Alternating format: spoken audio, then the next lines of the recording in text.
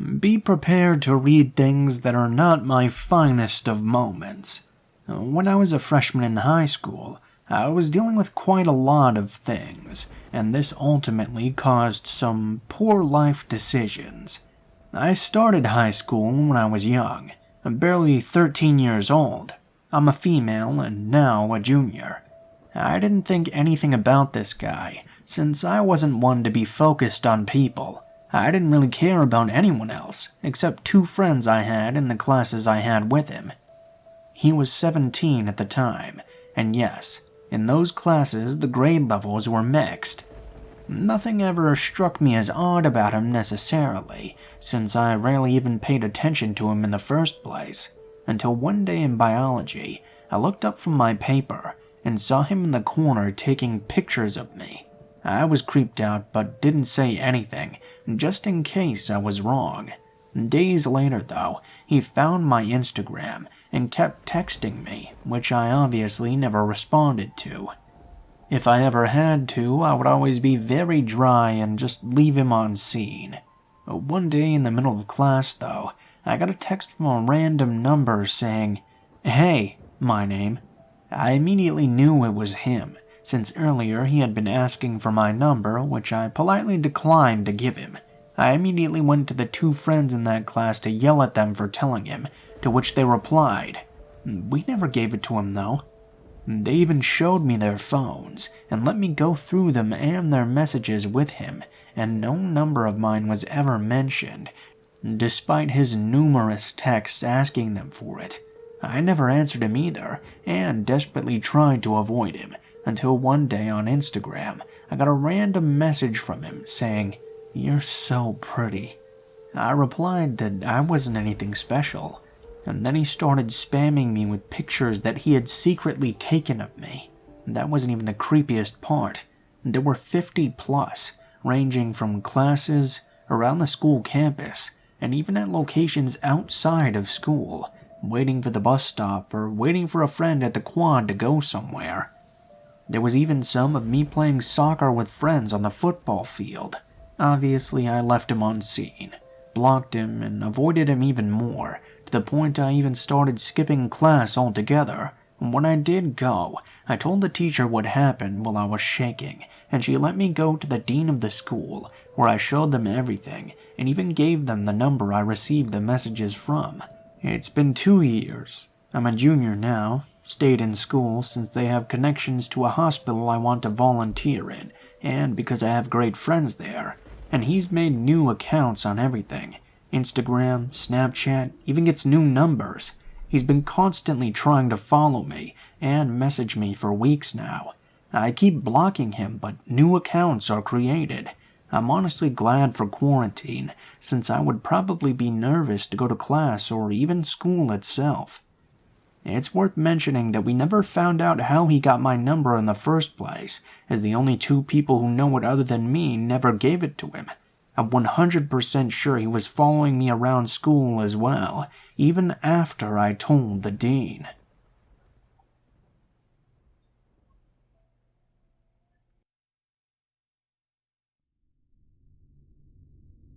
New to Reddit, but listen to stories from here all the time, so I figured I might as well give my contribution as well. I'm a 17-year-old male, living a relatively quiet life in rural northern Montana. I don't party a lot or do stupid stuff, but I do love driving around in the mountains. Little did I know, this could have cost me my life. It's August of this year, 2020, obviously.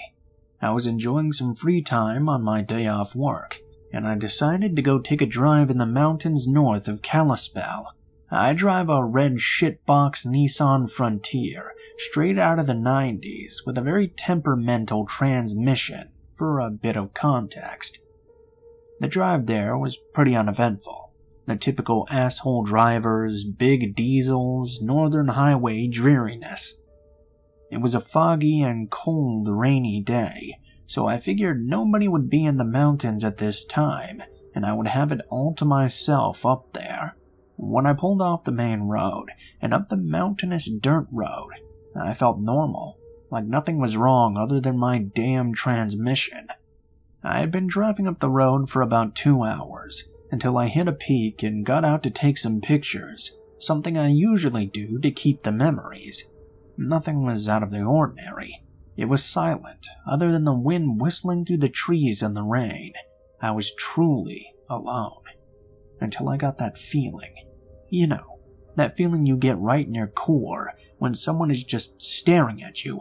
I was just standing there motionless, listening to any noises that might alert me to someone's presence, but it was absolutely still. I started slowly walking back to my truck when I heard a loud boom and a sound like you hear in those old Western movies. My fight or flight was instantly in 6th gear, and I sprinted back to my truck, started it, and by the grace of God or some other higher being, was able to get it into first quickly and sped off. I found a spot big enough and turned the truck around and hauled as much ass as this little 4-banger could back down the mountain road and onto the highway. I drove completely flat out down the highway to the nearest gas station, where I finally stopped. I was shitting bricks at this point because it wasn't hunting season and I didn't see or hear anything else. There was no way I could be mistaken for an animal. I got out to see if my truck was damaged at all, and lo and behold, there was a massive bullet hole. I'm gonna guess a 7mm round-sized hole right in the side of my truck. It went in by the rear fender and came out through the tailgate. I immediately called the county sheriff, but because there was no bullet or evidence they had done it, there wasn't much they could do. Nothing much really happened since then, and I haven't gone back to that area, obviously. Not as exciting as the others, I suppose, but someone shot at me, alone in the middle of the northern Montana wilderness. You're a bad shot, and let's never meet.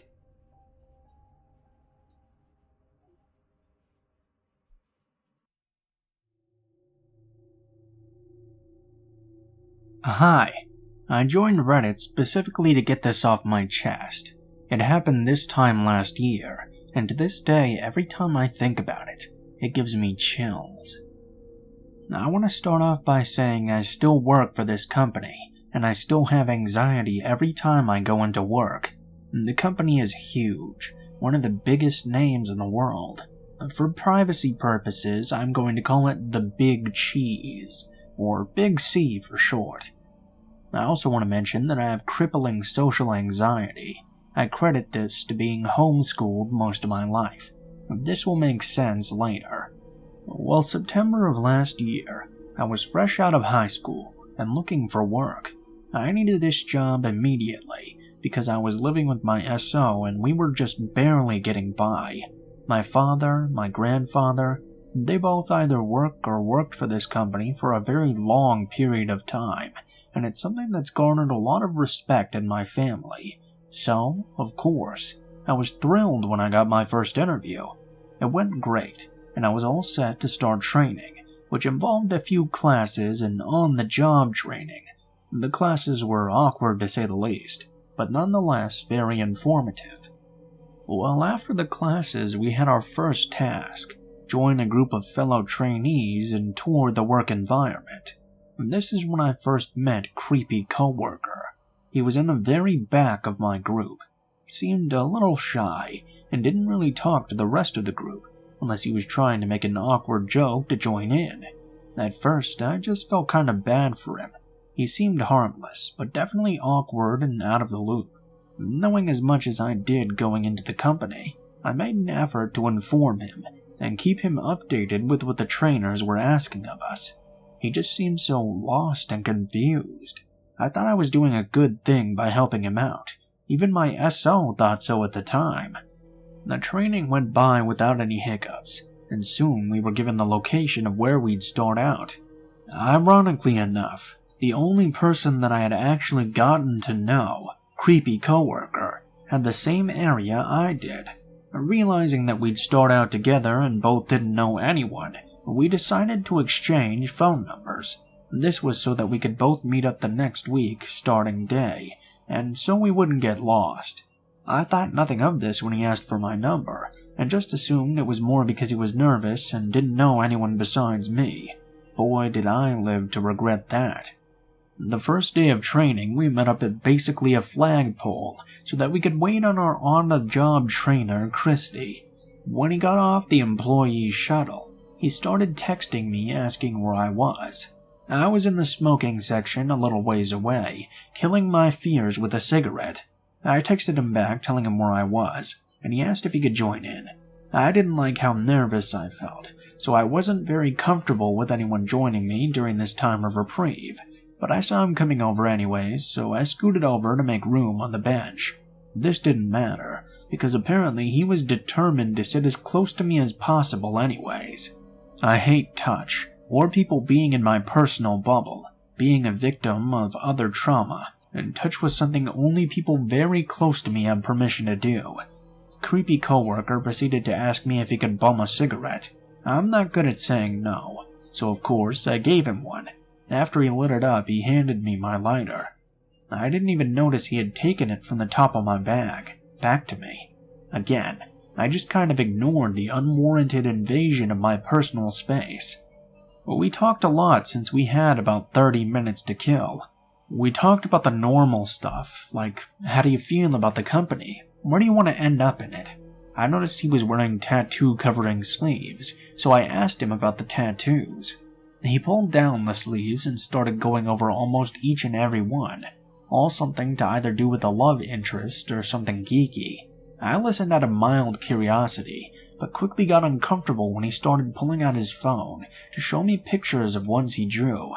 I was uncomfortable because he kept flashing me pictures of himself as well. Most photos of him shirtless and otherwise, and I didn't really find that appropriate. He mentioned he was a Marine, and that he had gained too much weight after his last tour. I apologized out of sympathy, but suggested that it was nothing to be ashamed of.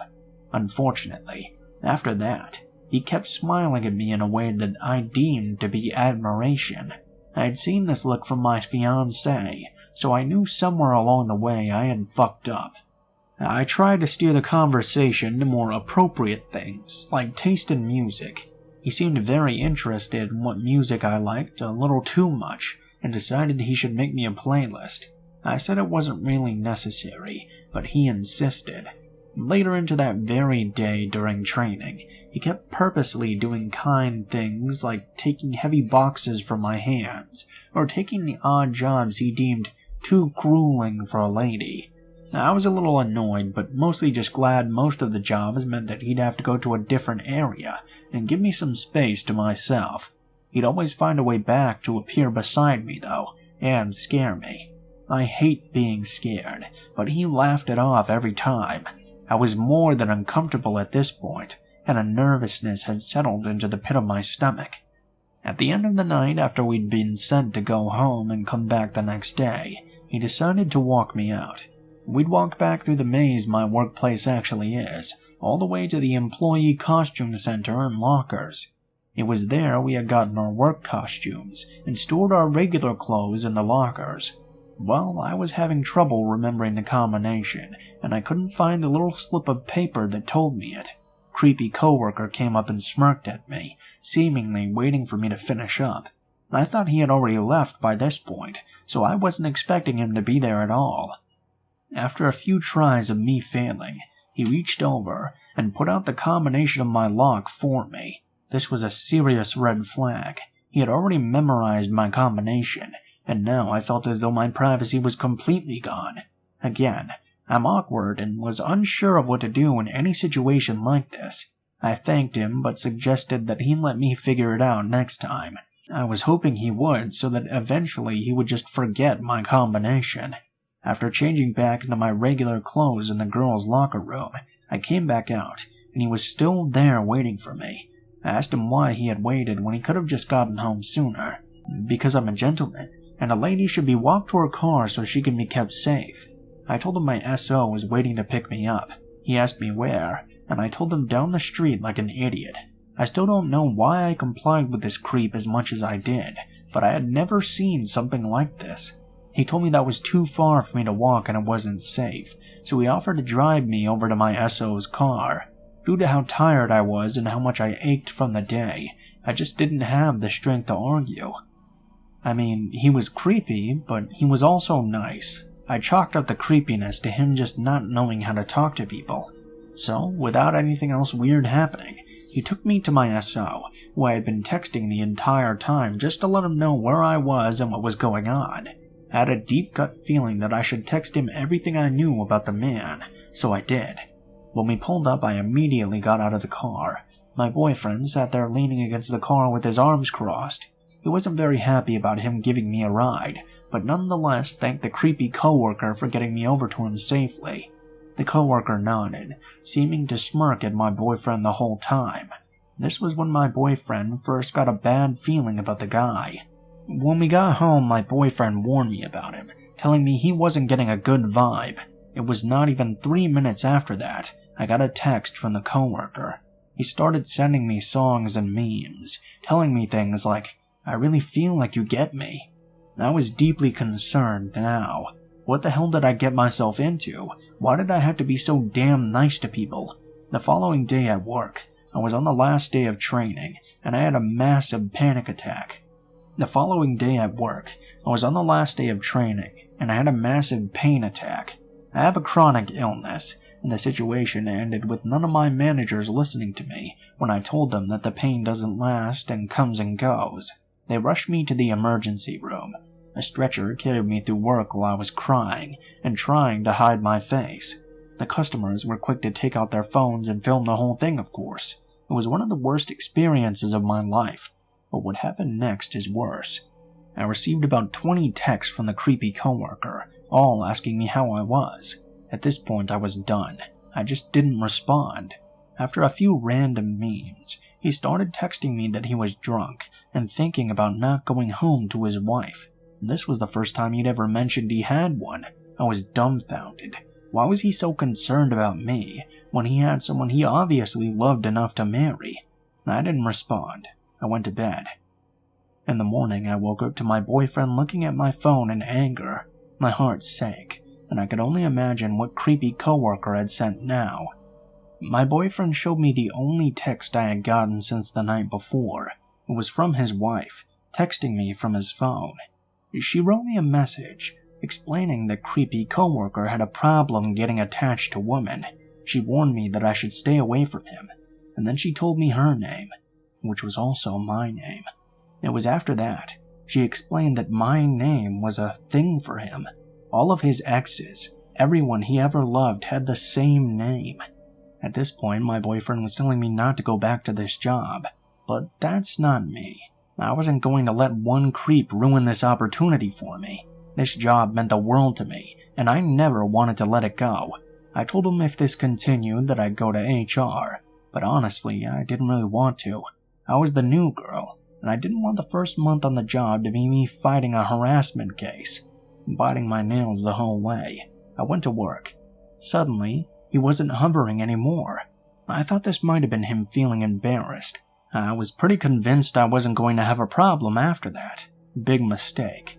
On my lunch break, he made sure to go on his lunch early and come find me. His normally enthusiastic attitude was gone, replaced with anger. I was scared. He came up to me and let me know that his wife was full of shit, and just angry because he was divorcing her. At this point, I didn't want to do anything with him, so I kept quiet, hoping he'd take the hint. He told me he had a gift for me, and that he'd give it to me after my shift, quickly walking away before I could respond. After, I go outside the work area to the lockers. I had waited an extra hour and a half, even taking a closing position from a coworker, just so he'd leave before me. Well, my lock wasn't locked all the way, and now I was freaked out. I opened up the locker to grab my bag and go, but I noticed it. A rolled up piece of drawing paper. Unrolling it, it was a naked girl. A naked girl that was exactly my game character on World of Warcraft. I had briefly mentioned my WoW addiction to my group on the first group training day. I didn't even realize he had overheard that, much less memorized the information. Suddenly, even though he should have been long gone by then, he walked out of nowhere and confronted me. He asked me if I liked it, and because he seemed angry, I said yes. I suggested he didn't do it anymore, as my boyfriend wouldn't like this kind of gift at all. He rolled his eyes and giggled playfully at me like I was joking with him. Not only did he follow me the whole way out of the work grounds, he got on the employee shuttle that I got on to have witnesses. He sat right next to me, leaning on me. I felt like a deer in headlights, mentally begging someone to suggest that he shouldn't be that close to me. No one paid any attention though. Instead, I spent the whole drive trying to get this man to pull his arm off my shoulders. After we got off, I practically dashed off the bus, ran to my boyfriend who parked the car at the entrance to the employee parking zone. He took off and I started crying. I told my boyfriend, and he was pissed.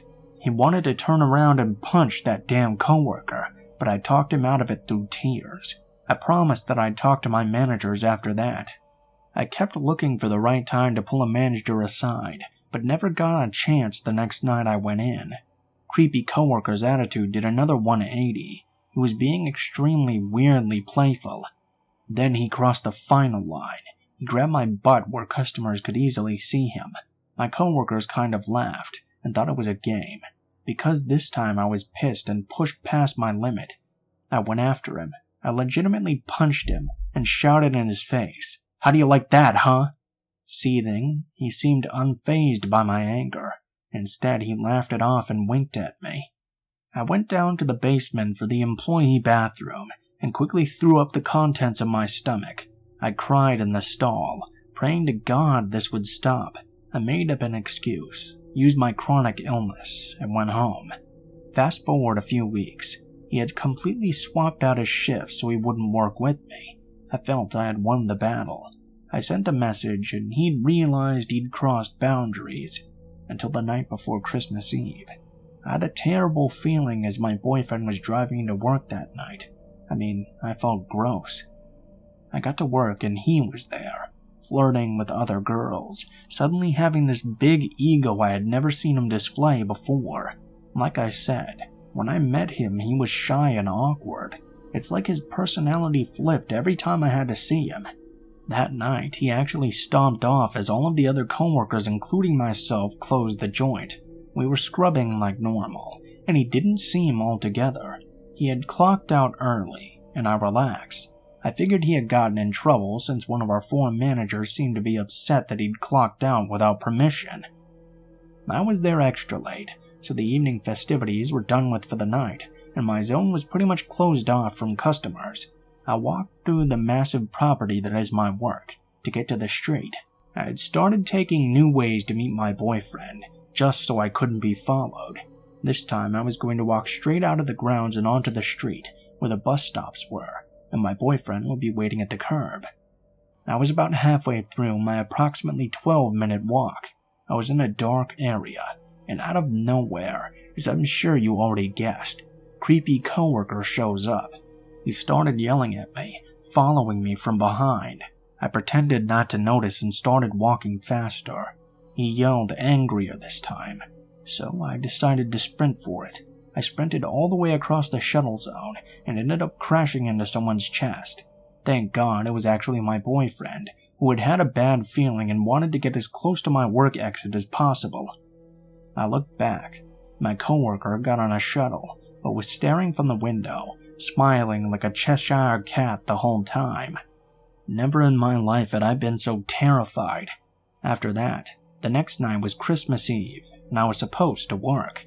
I just knew if I went in something bad was going to happen to me, so crying the whole time because I knew I had earned a bunch of points for calling out to avoid him. I cried asking the lady on the phone if I was going to get fired, and she said she honestly couldn't say. I respected that, but I knew I wasn't done. I wasn't going to let this fucking creep make me lose the job I had worked so hard to get, even changing my appearance to fit their strict standards. So I wrote the only person I could think of, my trainer, Christy. She was a lead, and she was the kindest girl you would ever meet. Heart of gold. You just knew being her friend meant that you'd have a trusted confidant for life. So I told her everything. I sent her screenshots of the text. Finally told someone with an ounce of leadership that I was scared to go to work. Immediately she responded and asked if she could tell the managers. Even though I was incredibly nervous, I still told her yes.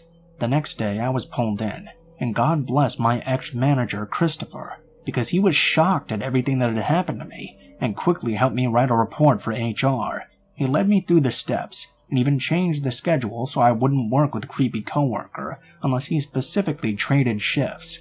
2 months go by. I'm well acquainted with the responsibilities for my work at this point, and I'm comfortable, but of course there's no stopping a stalker.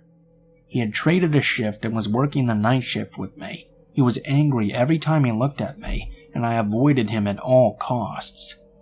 Then, around halfway through my shift, I'm down in the basement coming back from the restroom. As I'm walking up the steps that lead back to my work area, I feel someone behind me. Before I could think a clear thought, I was pushed against the wall, hand beside my head. He leaned in and said, "You should smile more." Then the bastard chuckled and walked away. I felt pretty hysterical at this point. I ran to the closest lead, crying and trying to explain what happened.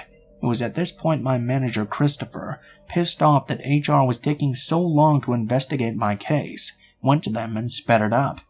After 4 months of an interview process with HR, finally the case was resolved, and not only was he let go, but I was doing really well in my job finally. Nothing to worry me into not paying attention to my duties.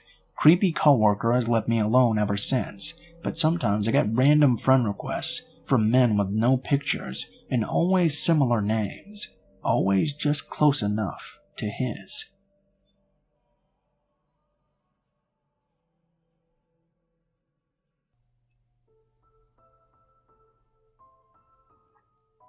What is up, guys? Blue Spooky here, as always. Thank you guys so much for watching, especially if you made it this far to the end of the video. As always, please be sure to like, share, and subscribe if you feel so inclined. If you have any criticisms on how I can make the videos better, or any thoughts about it in general, please be sure to leave your thoughts in the comments below. As well, in the description below the video, there will be links to all of my social media, including my Facebook, Gmail, Twitter, and Twitch accounts. If you guys want to chat, please be sure to send me a message on any of those. I'll try to get back to you as soon as possible. Please be forewarned though that I tend to go on Facebook less than the others, so it may take me a little bit longer to respond to you. If you want to send in a story, or you have a story that you'd like to be read, please be sure to take a look at the description and send me a message on any one of those sites. If you do decide to send in a story, please be sure to include the name of the story if it has one, the theme of the story if it has one as well, and how you would like to be credited in the video the story appears in, and how you would like to be credited in the description of the video the story appears in. And please be sure to include as much detail as you are comfortable with, and make sure to follow proper grammar at least a little bit. That way it will be easier for me to read, and it will also be long enough to put into a video. If you guys are curious about the music used in the video, it's always listed in the description in the order which it appears, and I have links to the artists as well. I usually use Doblato Studios and Miyuji, so that's usually what you're going to find there. If you're curious about the art in the video, my art guy Alan always does all of my art for the channel. He's a very good friend of mine, and I have links to all of his social media as well, so if you like his stuff, be sure to check him out. He does commissions as well, I'm pretty sure, so if you like it, you can definitely get some good quality products from him. I don't think there's too much new updates today, other than the fact that I'm very excited for the PlayStation 5 coming out, and I just ordered Pikmin 3 on the Switch, so hopefully that gets here soon. I've been waiting like 3 years for that because nobody bought a Wii U. So yeah, that's my news for now. Be sure to let me know how you guys are doing as well. Thank you guys so much for watching, and I hope you guys have a great day.